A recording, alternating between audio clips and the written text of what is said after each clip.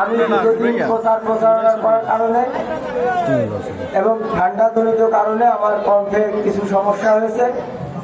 আমি প্রথমে আমার বুড়াশী ইউনিয়ন তথা আমার প্রতিবেশী দুইটা ইউনিয়ন রঘুনাথপুর, গোবরা এবং আমার পৌরসভা, এটা আমার জন্মভূমির চারপাশ দিয়ে ঘেরা, যেটা আমার মেঠোপথের বাড়িতে জন্ম, তার চারপাশটাই এই অঞ্চলগুলা। আমি তাদের কাছে প্রথমে ক্ষমা চেয়ে নিচ্ছি। আমি ঘরের ছেলে, আপনাদের কাছে আমার এই দাওয়াতটা আরো আগেই পৌঁছানোর কথা ছিল, কিন্তু আমি পারিনি, এ কারণে আমি ক্ষমা চেয়ে নিচ্ছি। আমি গোপালগঞ্জ জেলার আজ বুড়াশী ইউনিয়নের ছেলে, রঘুনাথপুর বুড়াশী ইউনিয়নের পার্শ্ববর্তী অর্থাৎ ঘোষগাতি, দিগারপুর, রঘুনাথপুর ইউনিয়ন আমার ইউনিয়ন, সাবেক গোবরা, যেটা পরবর্তীতে বুড়াশী ভেঙে বুড়াশী হয়েছে।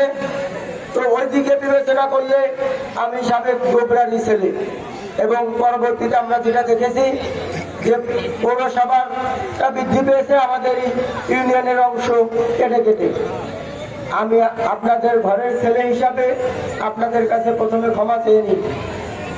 আমি একটা একক অর্জন, আমি একটা দল থেকে আপনাদের সামনে একটা পবিত্র মার্কা, গোলাপ ফুল মার্কা নিয়ে আসছি। সে মার্কা সম্পর্কে আপনারা যারা জানেন, এটা উন্নয়নের সহযোগী মার্কা ছিল। আপনারা জানেন বিগত সরকারের সকল নির্বাচনে আমার এই পবিত্র মার্কা অংশগ্রহণ করেছিল, অর্থাৎ আমরা কিন্তু এই আওয়ামী অধ্যুষিত এলাকায় আমরা বিপক্ষের কোনো মার্কা আপনাদের সামনে আমি নিয়ে আসিনি। আমি স্বাধীনতার পক্ষের মার্কা নিয়ে আসছি। আপনারা জানেন বিগত সময়ে যে পরিবেশ পরিস্থিতি আপনারা দেখেছেন, বিভিন্ন ইলেকট্রিক মিডিয়ায়, বিভিন্ন ইউটিউব চ্যানেল সহ পত্রিকায়, সেটা আমাকে ভাবিয়েছে। ওই ভাবনা থেকে আপনাদের সামনে গোপালগঞ্জ 2 আসনের মানুষকে মুক্তি দেওয়ার জন্য, গোপালগঞ্জ 2 আসনের মানুষকে শান্তি দেওয়ার জন্য, গোপালগঞ্জ 2 আসনের মানুষকে আমি পরিবার মনে করে পরিবারের মানুষের দুঃখ দুর্দশাকে লাঘব করার জন্য আমি আজকে আপনাদের সামনে এই গোলাপ ফুল মার্কা নিয়ে আসছি।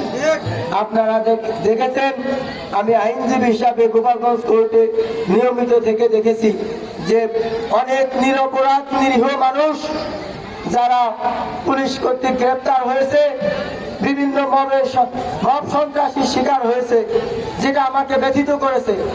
পুলিশ যখন নিরপরাধ নিরীহ অনেক মানুষ গ্রেপ্তার হওয়ার পরে নিঃস্ব হয়েছে, জামিন করানোর জন্য গোপালগঞ্জ কোর্টে জামিন নেয়, হাইকোর্ট থেকে জামিন হয়েছে।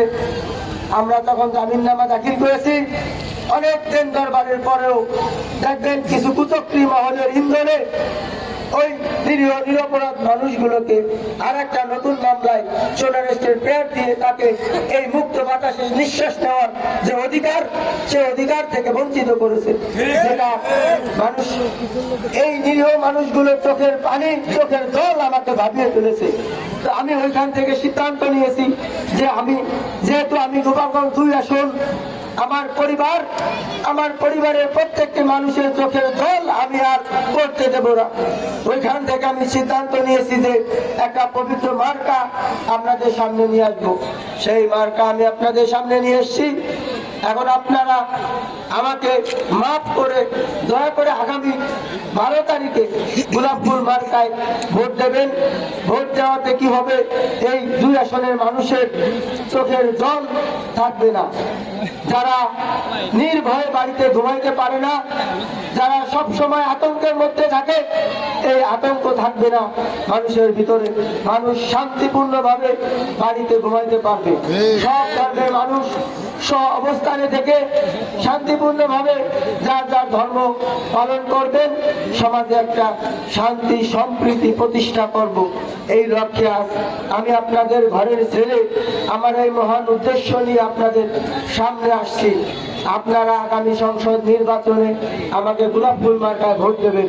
আর গোলাপ ফুল মার্কা সম্পর্কে আপনাদের আমি যতটুকু বলতে পেরেছি, আপনারা বুঝেছেন যে এই মার্কা স্বাধীনতার সপক্ষের মার্কা, এই মার্কায় স্বাধীনতার সার্বভৌমত্ব রক্ষার মার্কা।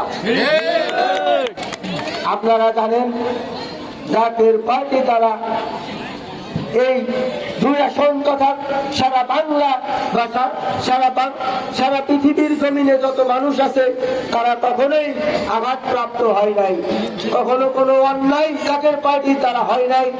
এমন একটা পার্টি মার্কা আপনাদের সামনে আমি নিয়ে আসছি।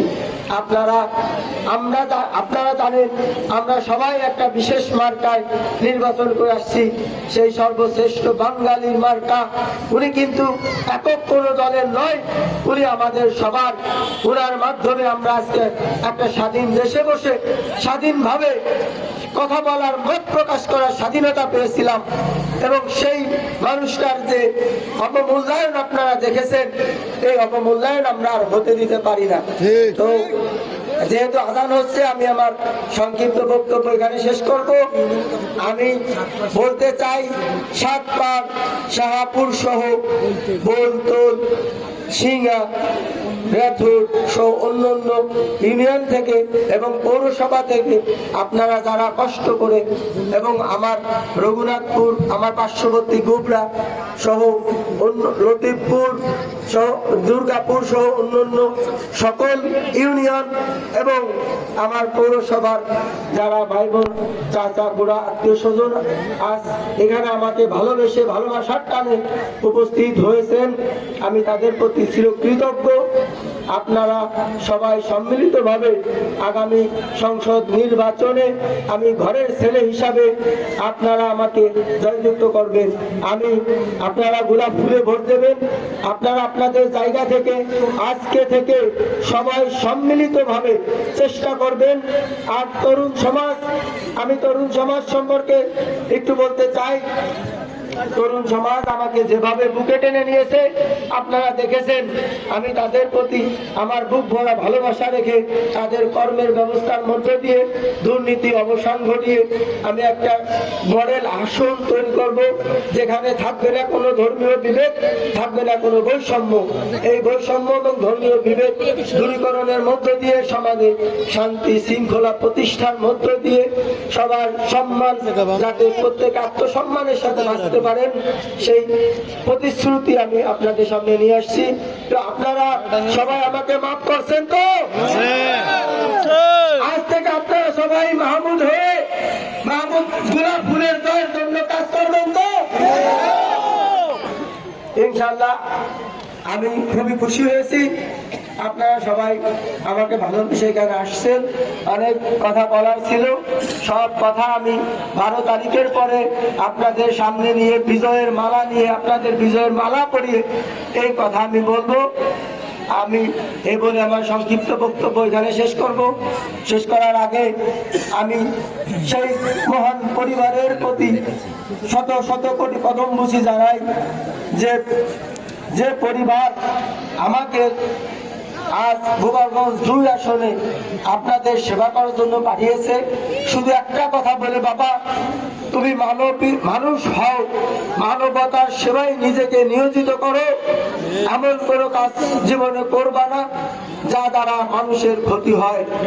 তুমি মানুষের কল্যাণে নিজেকে নিয়োজিত রাখো, সংযত হও, মানুষের কাজ করো। আমি সেই প্রত্যয় নিয়ে আমি আবার জীবনের শেষ রক্তবিন্দু দিয়ে হলেও মানবতার সেবায় গোপালগঞ্জ 2 আসনবাসী আমি বাংলাদেশের স্বাধীনতার পক্ষে আমার জীবনের শেষ রক্তবিন্দু দিয়ে হলেও লড়াই করে যাব। আপনারা আমার সঙ্গে থাকবেন, আপনাদের সঙ্গে নিয়ে আমি কাজ করে যাব। আপনারা আমার জন্য দোয়া করবেন। শত কোটি কদমবুছি জানাই আমার খাজা পরিবারের প্রতি, যারা আমাকে এখানে পাঠিয়েছে, আমি গভীর শ্রদ্ধা জানাই সেই মহান ব্যক্তির প্রতি। 1000 বছরের শ্রেষ্ঠ বাঙালি আমি, যাতে এই উন্নয়নের ধারা অব্যাহত রেখে আপনাদের সামনে নিয়ে সামনের দিকে এগিয়ে যেতে পারি, এই আশীর্বাদ এবং দোয়া আপনি রাখবেন। আমি আমার মুসলমান ধর্মের যারা আছেন প্রত্যেকের প্রতি আসসালামু আলাইকুম, এবং হিন্দু ভাই বোন আর যারা আমার আত্মার আত্মীয় আছেন তাদের প্রতি নমস্কার, এবং অন্যান্য ধর্মের সকলের প্রতি আমার লাল গোলাপের শুভেচ্ছা জানিয়ে এখানে আমি আমার সংক্ষিপ্ত বক্তব্য শেষ করে আসসালামু আলাইকুম, নমস্কার। এখানে